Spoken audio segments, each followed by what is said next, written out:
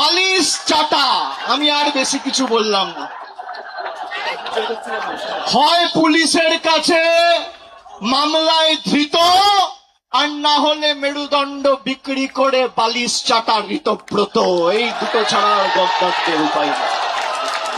আমি যারা গা বাঁচাতে, পিঠ বাঁচাতে বালিশ চাটার গ্রুপে যাচ্ছেন, এদেরকে তৃণমূল বলবেন না, বলবেন বালিশ চাটা। উদ্দীপনা, বিজেপির ক্ষমতা হবে ক্যাথিড্রাল রোডে এই মিটিং করার, রাজ্য সরকারের ক্ষমতায়, পুলিশ তোমার, তদন্তকারী সংস্থা তোমার, অর্থ তোমার, কেন্দ্র সরকার তোমার, মানুষ তৃণমূলের সাথে রয়েছে। পুলিশ যাদের অযথা মিথ্যা মামলায় অত্যাচারিত করছে, আমি বলবো ধৈর্য ধরুন। একটা ছোট নোটবুক পকেটে রাখবেন, সব লিখে রাখবেন। এই নোটবুক গুলো এক এক করে আমরা ঠিক টাইম মতো নিয়ে নেব। যারা যে ভাষায় বোঝে তাদের সে ভাষাতেই জবাব দেওয়া হবে। ঘর বাড়ি ভেঙে দিয়ে, পার্টি অফিস গুড়িয়ে দিয়ে ভাবছে তৃণমূলকে উৎখাত করব, দুর্বল করব। আরে ফুটপাতে থাকবো, তোদেরকে হারাবো, বাংলা থেকে উৎখাত করব, কথা দিয়ে গেল। দেখি কত ক্ষমতা।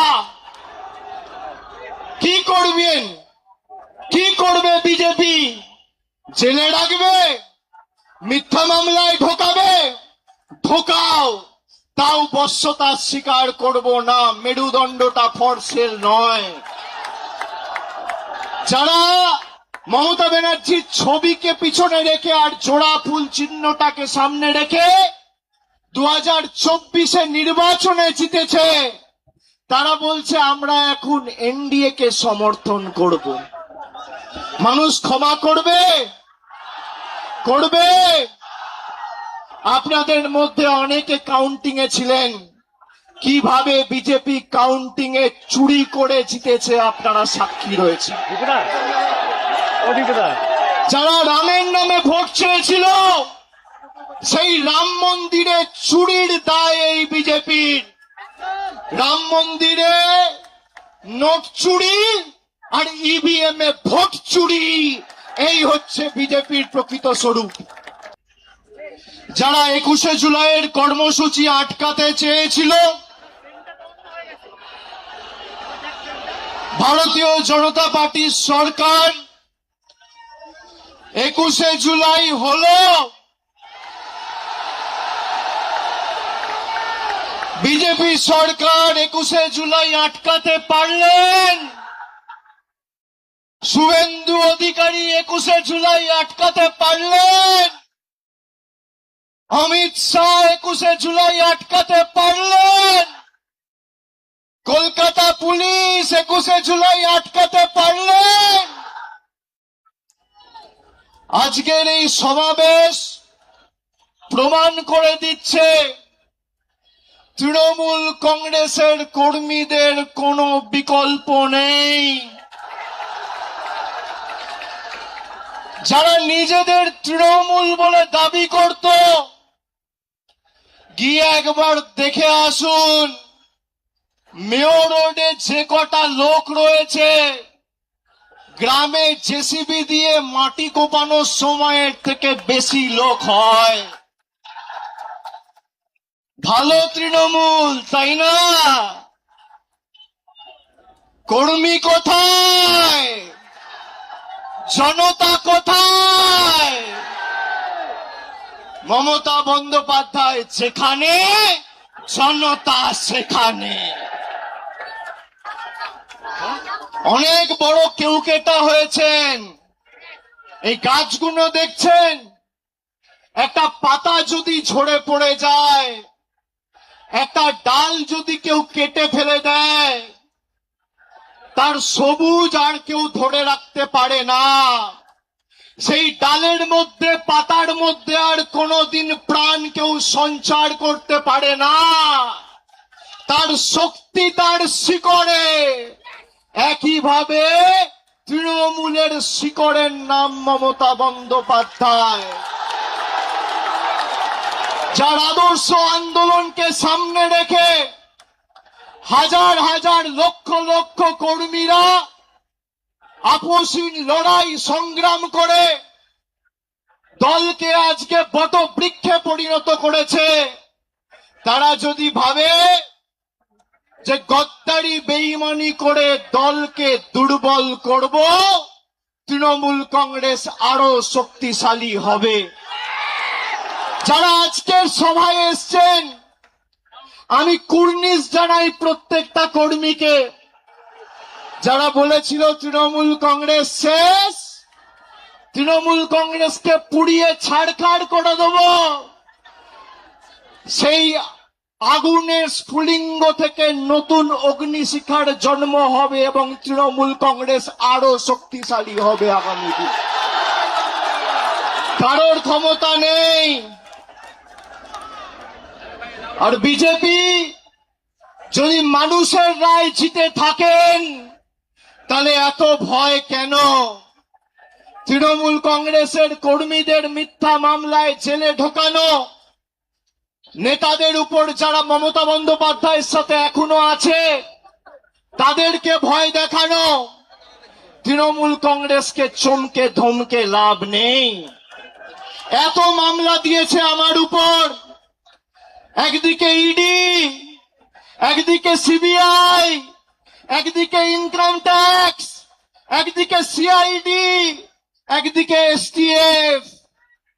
গলা যদি কেটে দেন আর যেদিনকে দেহত্যাগ করব, মৃতদেহটা শ্মশানে নিয়ে যাওয়ার আগে যদি বুকে কান পেতে শোনেন, তাহলেও সেই দেহ থেকে জয় বাংলার মমতা ব্যানার্জি জিন্দাবাদ করবে।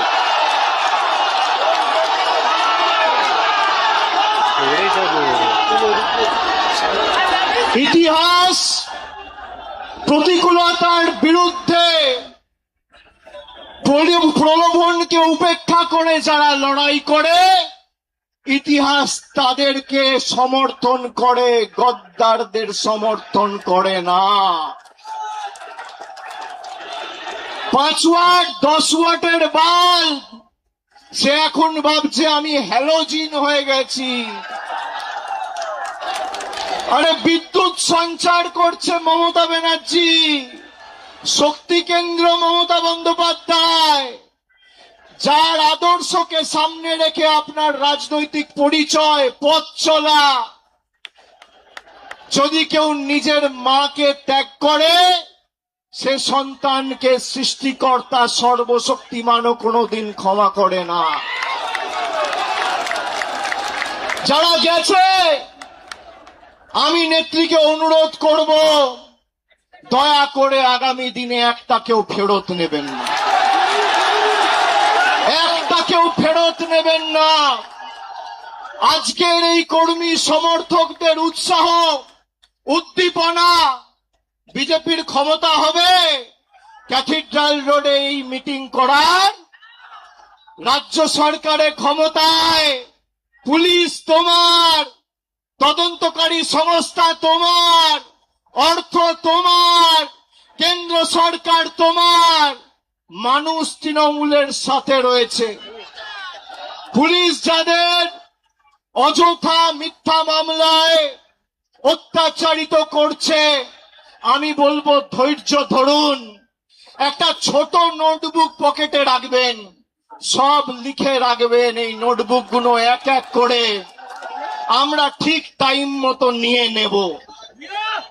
যারা যে ভাষায় বোঝে তাদের সে ভাষাতেই জবাব দেওয়া হবে।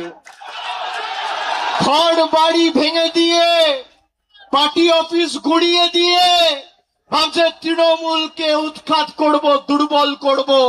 আরে ফুটপাতে থাকবো, তোদেরকে হারাবো, বাংলা থেকে উৎখাত করব, কথা দিয়ে গেল। দেখি কত ক্ষমতা। কি করবেন, কি করবে বিজেপি?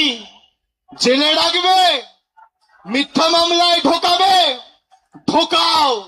তাও বশ্যতা স্বীকার করব না, মেরুদণ্ডটা ফর সেল নয়।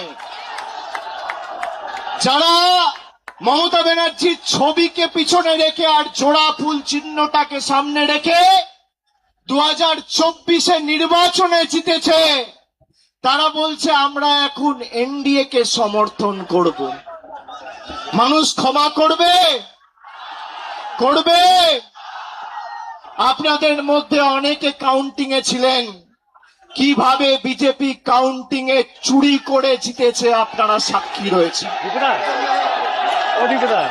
যারা রামের নামে ভোট চেয়েছিল, সেই রাম মন্দিরে চুরির দায় এই বিজেপির।